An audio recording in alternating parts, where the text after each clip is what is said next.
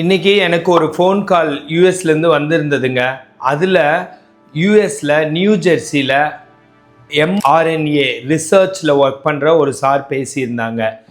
என்ன சொல்கிறாங்கன்னா, என்னோடய வீடியோவை பார்த்துருக்காங்க ஆன் த வே.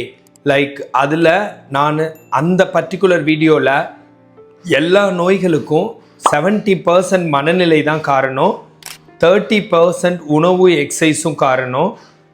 இதில் அதே மாதிரி நோய்களுக்கு தீர்வு 70% மனநிலை, பாசிட்டிவ் மனநிலை, மகிழ்ச்சியான மனநிலை அண்ட் ரொம்ப யதார்த்தமான மனநிலை இருக்கிறது தான் அந்த நோய்களுக்கான தீர்வுங்கிற கண்டென்ட் தான் நான் பேசியிருந்தேன்.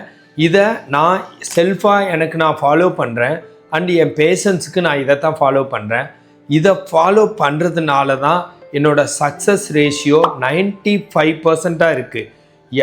யார் வந்தாலும் அவங்களுக்கு க்யூர் தான் ஆகுது. நானும் கடந்த 10 வருஷமாக பார்க்குறேன், மொத்தம் 28 வருஷமாக ப்ராக்டிஸ் பண்ணுறேன். அதுக்கப்புறம் முதல்ல 1998 நான் கிளினிக் வச்சு டெய்லி 30-40 பேஷண்ட்ஸ் பார்ப்பேன். கோர்ஸ் முடித்த உடனே டைரெக்டாக கிளினிக்கே வச்சுட்டேன், எங்கேயுமே வேலைக்கெல்லாம் போகலைங்க. அப்படி பார்க்குறப்போ ஃபஸ்ட்டு ஈரோடு பக்கத்தில் கோபிச்செட்டிப்பாளையங்கிற ஊரில் வச்சுருந்தேன். வச்சு டெய்லி ஓபி பேஷண்ட் 30-40ன்னு வருவாங்க. நான் வச்ச புதுசுலேயே அவ்வளோ பேஷண்ட்ஸ் வருவாங்க. ஹவுஸ் விசிட்டே 6-7 ஹவுஸ் விசிட் போவாங்க. போய் எனக்கே ஸ்பாண்டிலைட்டிஸே வந்துருச்சு. ரொம்ப பைக் ட்ராவல், ரொம்ப ஒர்க் லோடு. அப்படி இருந்தேன். அந்த மாதிரி இருக்கப்போ சக்ஸஸ் ரேஷியோ ஹையாக இருந்தது அப்போவே, 70%க்கு மேலே. ஆனால் இந்தளவுக்கு இல்லை. அப்படியே பார்த்துட்டு 6-7 வருஷம் பார்த்து என்ன நடந்ததுன்னா, எனக்கே அவ்வளோ பேஷண்ட்ஸ் பார்த்து ரொம்ப வேலைன்னு இருந்தங்காட்டி ஸ்ட்ரெஸ் ஆகிடுச்சு. கொஞ்சம் என்னோடய பிபிஎல்லாம் செக் பண்ணால் 90-130 இருந்தது. சரி, இப்படியே இருந்துகிட்ருக்குறோம், லைஃப்பை என்ஜாய் பண்ணணும், அதே மாதிரியே நல்லா நாலேஜ் கற்றுக்கணும். நம்ம ரொம்ப இந்த மக்களுக்கு இவ்வளோ கூட்டம் வந்திருக்காங்க, இவ்வளோ பேர் சரியாக இருக்காங்க, இன்னும் எஃபெக்டிவ் ட்ரீட்மெண்ட் கொடுக்கணும். அதே மாதிரியே நம்மளுக்கு நோய் வராமல் பாதுகாத்துக்கணும். நம்ம நோய் வராமல், இப்போ ஒரு குண்டா இல்லாமல், நம்மளுக்கு நிறைய ப்ராப்ளம்ஸ் இல்லாமல் நம்ம நிம்மதியாக இருந்தால் தான் அதையே அடுத்தவங்களுக்கு அப்ளை பண்ண முடியும். படிச்சுட்டு மட்டும் பண்ணிட முடியாதுன்ட்டு என்னை நான் பாதுகாக்கவும், மனநிலை பாதுகாக்கவும் ட்ராவலராக மாறினேன். ட்ராவல்னால் ஒவ்வொரு கண்ட்ரி ஒவ்வொரு மாதமும் 28 நாள் டூரிஸ்ட் விசா கொடுக்கறதுல மொத்தம் 30 நாடு, ஆனால் 100கணக்கான தடவை தொடர்ந்து 7 வருஷம் ட்ராவல் பண்ணேன். அந்த பேஷண்ட்ஸ் பார்த்த மணி என்கிட்ட இருந்தது. அது அப்புறம் என்னோடய வீடுகளோட ரெண்டல் இன்கம், எங்கள் அப்பா ஹெட் மாஸ்டராக இருந்தார் கவர்மெண்ட் ஸ்கூலில், அவரோட சேலரியில் ஒரு குறிப்பிட்ட பகுதி எல்லாம் கொடுத்ததில் நான் ட்ராவல் பண்ணிக்கிட்டே இருந்தேன். வெறும் ட்ராவல் தான். ஒரு மாதம் சிங்கப்பூர், ஒரு மாதம் மலேசியா, சிசேல், அப்புறம் ஹாங்காங், அப்புறம் சைனா, அப்புறம் தாய்லாந்து, அப்புறம் இந்த ஸ்ரீலங்கா, நேபாள், இப்படியே போயிட்டே இருப்பேன். ஆன் த வேல நான் ஒன்லி ட்ராவலர்னால யூஸ்வலாக ட்ராவல் பண்ணுறவங்க ஃபாரினர்ஸாக இருந்தாங்க அதிகமாக. இந்தியன்ஸு அந்தளவுக்கு ட்ராவல் பண்ணுறவங்க ரேராக இருந்தாங்க. ஆனால் வெஸ்டர்னர்ஸ் அந்த ட்ராவலுங்கிற கல்ச்சருக்குள்ளே தான் இருந்தாங்க. நிறைய பேர் ஹிப்பீஸ் மாதிரி, பேக் பேக்கர் மாதிரி அந்த மாதிரி ட்ராவல் பண்ணிகிட்டு இருந்தாங்க.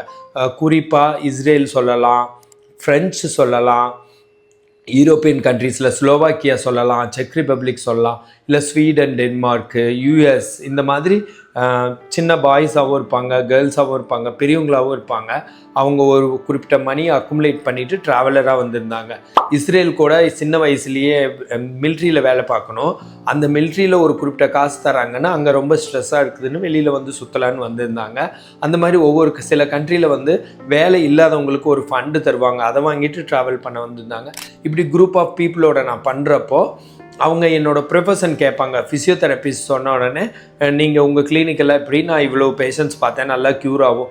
அப்போ என்னோடய நாலேஜ் அவங்க தெரிஞ்சுக்கிட்டு அவங்களுக்கு இருக்கிற ப்ராப்ளம் சொல்லுவாங்க. அப்போ நான் ட்ராவல் பண்ணுறதுனால மெஷின்ஸ் எல்லாம் கொண்டு போக மாட்டேன். ஸோ என்ன பண்ணேன்னா, பேசாமல் எக்ஸசைஸில் க்யூர் பண்ணலான்னு அப்போ தான் ட்ரையே பண்ணுறேன். ஈவன் தோ நான் ஃபிசியோதெரப்பி படித்து எக்ஸசைஸில் தான் க்யூர் ஆகும்னு படிச்சிருக்கிறேன். ஆனால் ஊரில் இருக்கிற கல்ச்சர், ஊரோடு ஒத்துவாளுங்கிற மாதிரி மக்களுக்கு மெஷின்ஸ் பிடிக்கும், அப்படி இருந்தால் தான் நல்லாவும் அப்படிங்கிற மாதிரி அவங்க நினைக்கிறாங்கன்ட்டு அந்த காலத்தில் நான் மெஷின்ஸ் அதிகமாகவும் எக்ஸசைஸ் கம்மியாகவும் யூஸ் பண்ணேன். அதனால தான் 70% சக்ஸஸ் ரேஷியோ, 75% சக்ஸஸ் ரேஷியோ அளவுக்கு இருந்தேன்.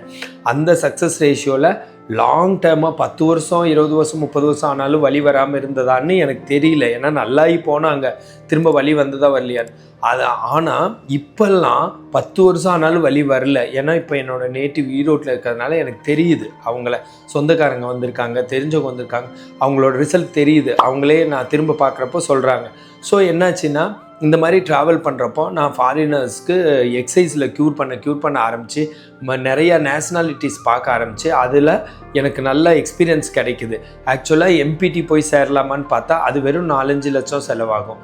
ஆனால் இப்போ நான் ட்ராவல் பண்ணது 30 நாட்டுக்கு அதிகமாக செலவாகும். அட்லீஸ்ட் 30 lakhs ஆச்சும். ஒரு நாட்டுக்கு 1 லட்சமாச்சும் இல்லாமல் ட்ராவல் பண்ண முடியாது மாத கணக்கில். ஸோ அப்படி போய் அவ்வளோ செலவில் நான் நல்லா கற்றுக்கிட்டேன். ஃபஸ்ட் நான் ஹாப்பியாக இருந்தேன். நிறைய புது மக்களை பார்த்தேன். ரொம்ப ஃப்ரெண்ட்ஸ், அட்லீஸ்ட் ஒரு 5000 ஃப்ரெண்ட்ஸ் இருப்பாங்க. என் ஃபோன்லேயே 12,000 கான்டாக்ட்ஸ் இருக்குது. எல்லாம் மல்டிபிள் நேஷ்னாலிட்டிஸாக இருப்பாங்க. அதுவும் இல்லாமல் என்ன நடந்ததுன்னா, நான் இந்தியனாக இருந்தாலும் அந்த ட்ராவலர் பூரா ஃபாரினர்னால அவங்களோட எனக்கு மேட்ச் ஆச்சு. இதில் ஒரு அதிசயம் என்னென்னா, அவங்களாம் என்ஜாய் பண்ணுற லைஃபு, வர்ற பணத்தை செலவு பண்ணிடுவாங்க. நான் அதை விட அதிகமாக வர்றது எல்லாம் இன்றைக்கி வரைக்கும் நான் செலவு பண்ணிடுவேன். ரொம்ப என்ஜாய் பண்ணணுன்னு நினைப்பேன் லைஃப்பை. அப்படி இருந்தப்போ அவங்க நிறையா கண்ட்ரி சொல்லியிருக்கிறாங்க, நீ எங்களை விட பயங்கரமாக என்ஜாய் பண்ணுற, எங்களை விட ரொம்ப சிறப்பாக இருக்கிற, ரொம்ப சிம்பிளாக இருக்கிற, அப்படியே எது வேணுனாலும் செஞ்சிடற, எங்கே வேணுனாலும் போகிற, நாளைக்கு ₹1 இல்லைனாலும் இன்றைக்கி கவலைப்பட மாட்டேங்கிறேன்னு சொல்லியிருக்காங்க. இதெல்லாமே உண்மை. அப்படியே நான் வந்தங்காட்டி என்னாச்சுன்னா, அந்த லைஃப் ஸ்டைல் நோயற்ற வாழ்வையும், எனக்குள்ள ஒரு அன்பு வளர்கிறதுக்கு, எனக்குள்ள ஒரு அமைதி இருக்கிறதுக்கு, ஒரு என்லைட்டன்மெண்ட் கிடைக்கிறதுக்கு, ஒரு ஸ்பிரிச்சுவலாக கனெக்ட் ஆகிறதுக்கு, உலகத்தை ஒரு சிறப்பான பார்வை பார்க்கறதுக்கு, சமாதானமாக இருக்கிறதுக்கு, எல்லாத்துக்கும் பயங்கரமாக யூஸ் ஆச்சு. இந்த மாதிரி யூஸ் ஆகங்காட்டி அதுக்கப்புறம் நான் எல்லாம் சுற்றி முடிச்சுட்டு திரும்ப ஈரோட்டில் ஓன் பில்டிங்கில் இங்கே கிளினிக் வச்சுருக்கேன். கொஞ்சம் பெரிய கிளினிக்காக வச்சுருக்கேன், 3000 square feet. ஸோ இதில் உட்காந்துட்டு நான் பார்க்க ஆரம்பிச்சதுக்கப்புறம் ஃபுல்லி சக்ஸஸ் தான். 95% சக்ஸஸ் ரேஷியோ. ஒருத்தவங்களுக்கு க்யூர் ஆனால் திரும்ப வர்றதே இல்லை, திரும்ப எப்போவுமே வர்றதில்லை. வேறு எந்த நோய் இருந்தாலும் சரியாகுது. மொத்தத்தில் வாழ்க்கை முறை மாதிரி அவங்க என்னமோ இங்கே வந்துட்டு ஏதோ ஒரு ஸ்பிரிச்சுவல் சென்டருக்கு போயிட்டு டோட்டலாக க்யூர் ஆகி வெளியில் போன மாதிரியே இருக்கிறாங்க. இது எல்லாமே முற்றிலும் உண்மை. இது எனக்கு அப்படியே ஆட்டோமேட்டிக்காக நடந்ததுனால எனக்கும் தெரியல, நான் அந்த மாதிரிலாம் யோசிக்கல, அதெல்லாம் தானே நடந்தது. அப்படிங்கிறப்போ என்னாச்சுன்னா கொஞ்சம் கொஞ்சமாக எனக்கு தெரிய ஆரம்பிச்சிச்சு, எனக்கும் எதுவுமே வரதில்லை, கரெக்டாக இருக்குது, ஒன்றுமே இல்லை, ஃப்ரீடமாக இருக்குது, மைண்ட் எந்நேரம் ஹாப்பியாக இருக்குது, நல்லா தூக்கம் வரும், நல்லா இருக்கும். அது பேஷண்ட்ஸுக்கும் அப்படியே ஒரு டிரான்ஸ்ஃபார்மேஷன் மாதிரி என் கூட 1 வாரம் 10 நாள் 5 நாள் அது அவங்களுக்கு ஒட்டிக்குது என்கிட்டேருந்து கொஞ்சமாச்சும். சிலர் ரொம்பவுமே ரெசிஸ்டன்ஸாக இருப்பாங்க, ஆனால் சம் பர்சன்டேஜ் என்னது அதிகமாக இருந்தால் அவங்களுக்குள்ளே போயிடுது. அப்படிங்கிறப்போ எல்லாருக்குமே க்யூர் ஆகுது, ஒரு டிரான்ஸ்ஃபார்மேஷனாக நடக்குது. மோஸ்ட் ப்ராபப்ளி இது பிளாசபோ எஃபெக்டாகவும் இருக்கலாம். லைக் அவங்க என்ன ரொம்ப நம்பலாம், அதனால் அவங்களுக்கு நல்லா க்யூர் ஆகலாம், என்னன்னு தெரியல. ஸோ நல்லா க்யூர் ஆகுது. இதை எதுக்கு சொல்கிறேன்னா, அந்த சார் சொன்னாங்க இது மாதிரி மனநிலையில் சரியாகுதுன்னு. அந்த யூஎஸில் நியூ ஜெர்சியில் இருக்கிறவங்க, இது முற்றிலும் உண்மை. நாங்கள் ஆராய்ச்சி பண்ணி அவங்க ஒரு பிஹெச்டி, அவங்க ஆராய்ச்சி நிறுவனத்தில் வேலை பார்க்குறவங்க, mRNA மெசஞ்சர் RNA நோய்களுக்கான காரணமாகவும், அதில் கரெக்ட் பண்ணால் நோய்களுக்கான மகிழ்ச்சியான வாழ்க்கை இருந்தால் நோய்களுக்கான தீர்வாகவும் இருக்குது. நீங்கள் சொன்னது எக்ஸாக்ட்லி ரைட்டுன்னு. ஒரு நார்மல் பர்சன் சொல்கிறத விட யூஎஸ்ஏல ரிசர்ச் பண்ணி அந்த ரிசர்ச்சை கொடுக்குற கவர்மெண்ட்டுக்கோ ப்ரைவேட் நிறுவனத்துக்கு ஒர்க் பண்ணுறாங்களோ ஐ டோன்ட் நோ, அந்த ரிசர்ச்சை கொடுக்குறவங்க அதை தெளிவாக சொன்னாங்க. என்னை முடிஞ்சா அங்கே வர சொன்னாங்க தமிழ் சங்கத்துக்கு கூட.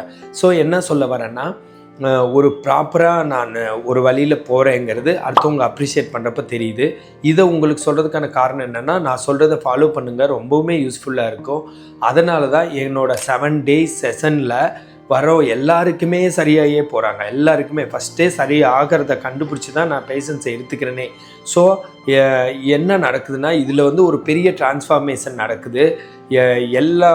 எங்கள் ஃபிசியோதெரப்பி சம்மந்தப்பட்ட லைஃப் ஸ்டைல் டிசீசஸ்ன்னு சொல்கிறாங்களா, அது எல்லாத்துக்குமே நல்ல தீர்வாக அமையுது.